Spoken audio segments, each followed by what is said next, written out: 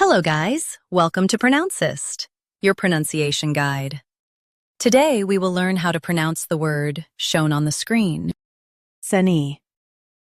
Both US and UK have the same pronunciation of this word. SENNE.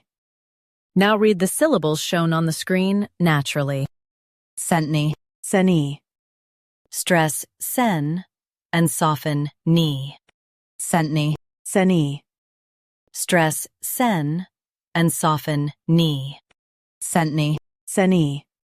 Stress sen and soften ni. SENNE. SENNE. Practice repeatedly and you'll soon be able to say this word perfectly. The best way to practice is to repeat the syllable multiple times.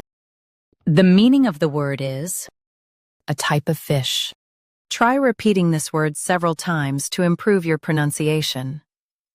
We post daily videos on useful and commonly mispronounced words to help you speak clearly and confidently. Like this video and subscribe to Pronouncist for more pronunciation guides. Thanks for watching us.